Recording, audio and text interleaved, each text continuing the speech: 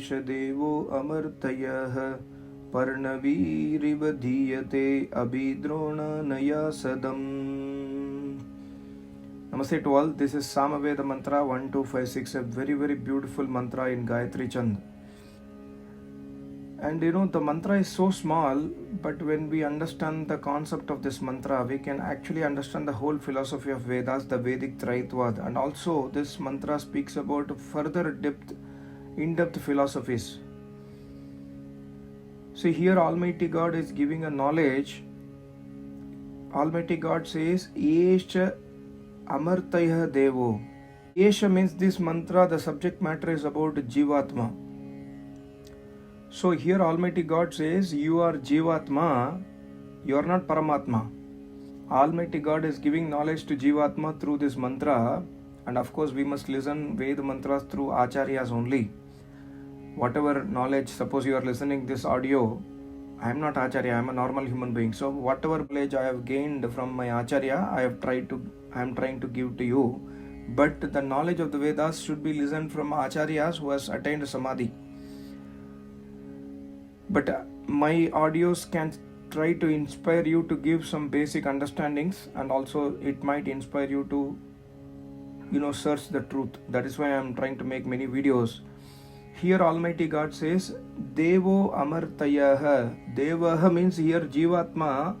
And what is that Jivatma? That Jivatma has a quality to undergo the result of its deeds. It will enjoy the result of its pious deeds. It will undergo pain or misery or sadness for the result of its sinful deeds. That is why it is addressed as Devaha in this mantra. And this Jivatma is Ajar Amar Avinashi Amartayaha. It doesn't die. It cannot get destroyed. It is always eternal. It is always alive Tattva. And this Jivatma is always separate from Paramatma. Paramatma is the one who awards the result to the Jivatma, and Paramatma does not undergo the result of his deeds. So here we must understand the difference between the Vedic Dharma and the other anti-Vedic concepts. Like example, Vedanta, the Neo-Vedanta, not the original Vedanta. The Neo-Vedanta says everything is Almighty God. In fact, this world does not exist. It is just a reflection in the pure consciousness through the mind. Because of the reflective consciousness, you are seeing this world, but whereas this world does not exist. Everything is actually in consciousness only. Everything is Almighty God only. And the moment you realize this truth, you will realize that you are also Almighty God. So this kind of, man-made concepts have made us far away from Almighty God. Whereas we must understand that Almighty God is the supreme judge. He awards the result to our deeds. It is not that, for example, if I am Paramatma, how will I ever give sadness to myself? If I am Almighty God myself, will I give sadness to me? Will I give sorrow to me? Will I, make accidents to me? No. Jivatma is always separate and Paramatma is always separate, and Almighty God creates this universe, and that is also mentioned in this mantra. For example, this mantra says, Yesha Devo Amartayaha.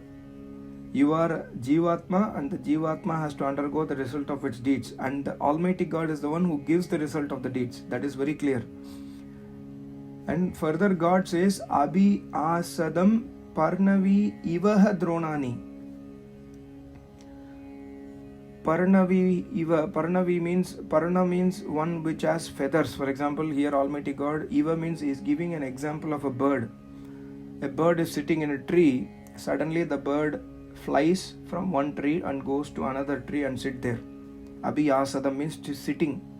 Just like a bird which flies from one tree and goes to another tree to sit there, similarly, Parnavi Iva, similarly the Jivatma leaves the one body and attains Dronani, attains the mother's womb, and takes human birth or any other birth based on its own deeds, based on the karma phala. The karma phala is awarded by Almighty God.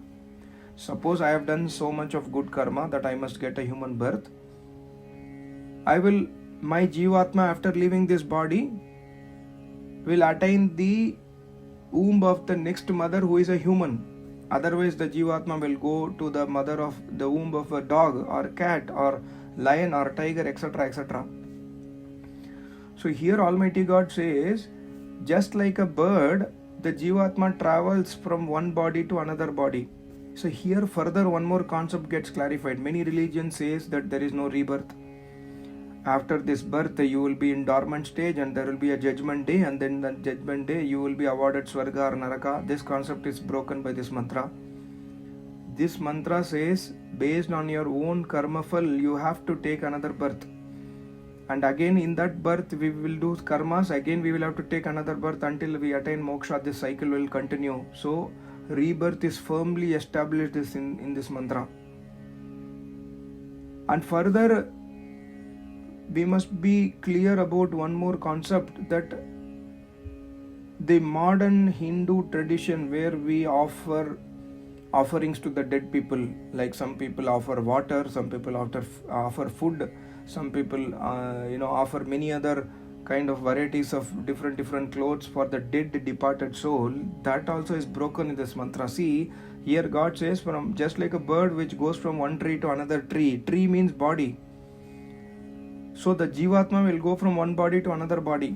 So if I am in the body, I am eating the food through the body. Jivatma does not need any food. Body needs the food when the Jivatma is inside. So whatever I am offering to the departed soul as water or food or clothes, etc., will never reach that Jivatma. It is all man-made customs.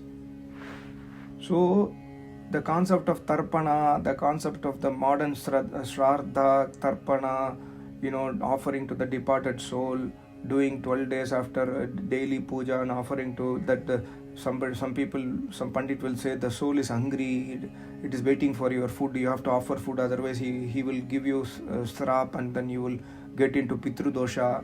All these concepts are broken by Almighty God in this mantra. We have to get into the depth of the mantra and take the meaning out of the mantra. Otherwise, just like that one line only, this mantra is just one line, half a line, 24 characters, Gayatri Chand, that's it. But we must try to enter into the depth of the mantra to understand the meaning. That rebirth always happens, and we must be afraid of Almighty God's eternal rule in the Vedas.